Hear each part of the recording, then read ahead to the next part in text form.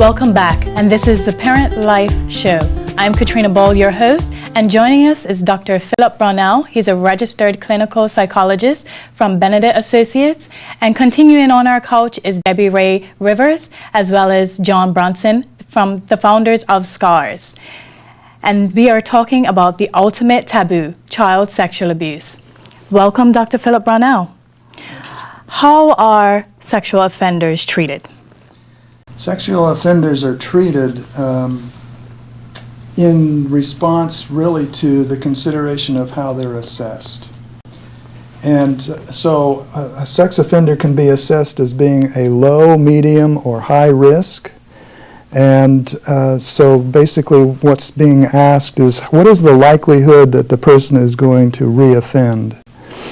Low-risk people and many medium or risk people can be treated in the community on an outpatient basis, for instance, and that's the way that I would meet somebody in working with an offender, because Benedict Associates is an outpatient clinic.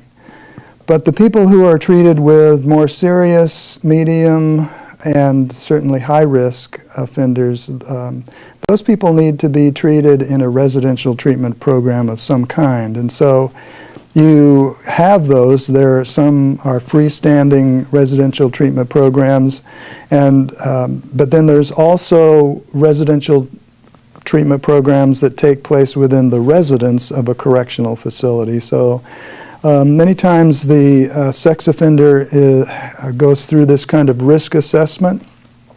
It's called a sex offender specific evaluation.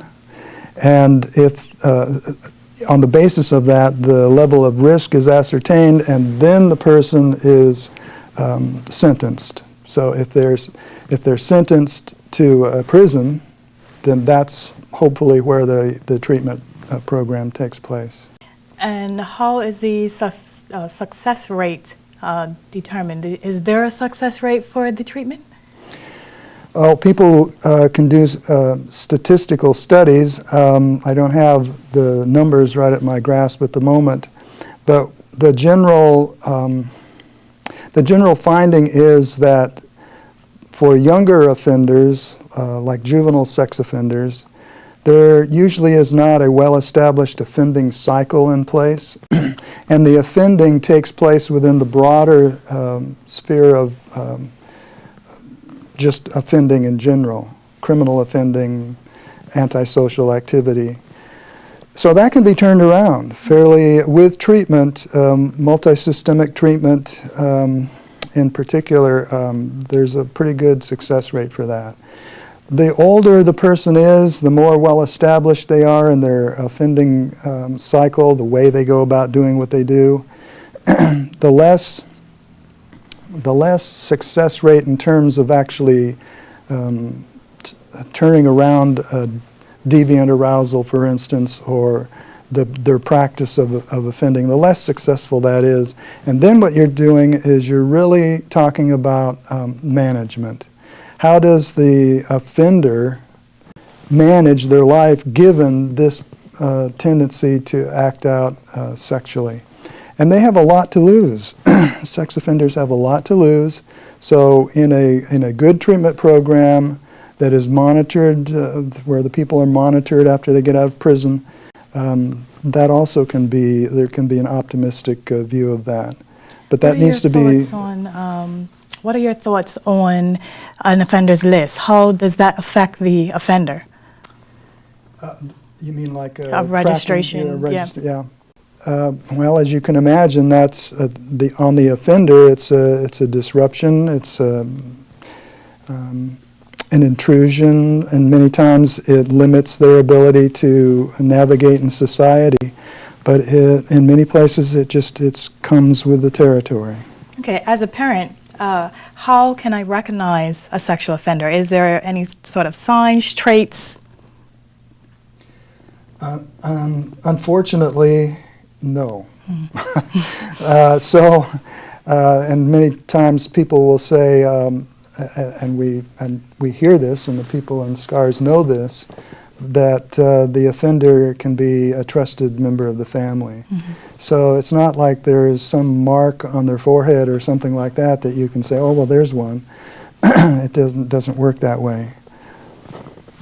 What is the potential of an abuser, sorry, not an abuser, but a survivor of child sexual abuse becoming an offender?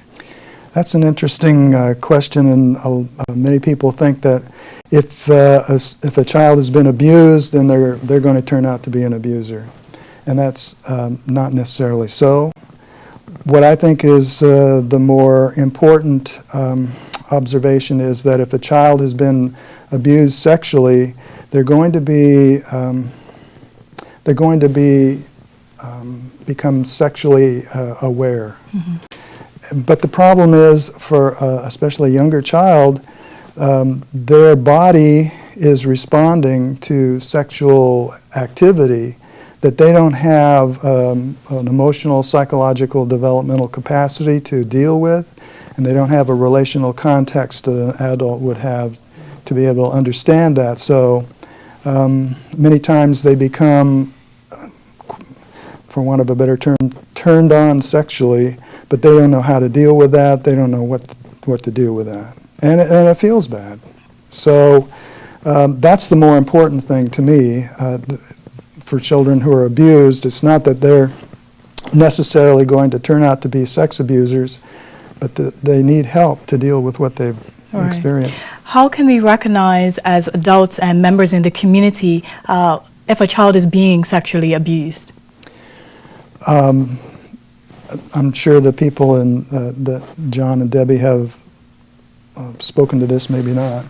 But many times there's a disruption in the child's school activities. And this will be something that will just, if people are noticing, they'll notice a change. That something is happening, the child has gone quiet, the child is reclusive, the child is not doing well in school, the child is disrupted. So that plus other kinds of disturbing observations, the child is urinating, the child is preoccupied with their sexual or genitalia or other people's. Many times somebody who has been abused will start acting out the stuff that they've started experiencing in some way. And often this takes place in the school. John, do you want to add anything very briefly to what Dr. Brownell said? I mean, we certainly, at SCARS, agree with everything he said. The one thing that we would say is, and that we're trying to do with SCARS, is to provide a program called SAFE, which is SCARS Arms Family Through Education. And within that program, we're trying to provide and educate parents as to what they should know and teach their children. Because one of the steps in preventing child sexual abuse is enabling the child to establish appropriate boundaries. Also, as parents or caregivers, establishing a behavior that our children can appropriately model. As Dr. Phil Burnell has indicated, a lot of times kids, when they've been sexually abused, they begin to act out the type of behavior that has been inflicted on them.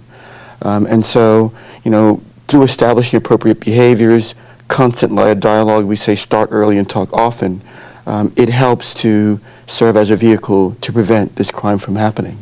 Thank you very much for all of you being guests on our show, Parent Life.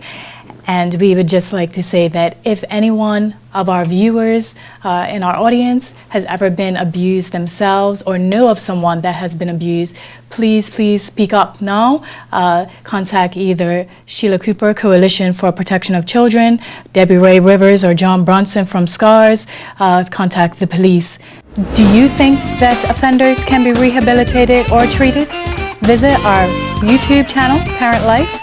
Leave your comment and your opinion. I want to especially thank Fairmont Southampton for allowing us to be able to film here. And we want to thank you as the viewers for watching.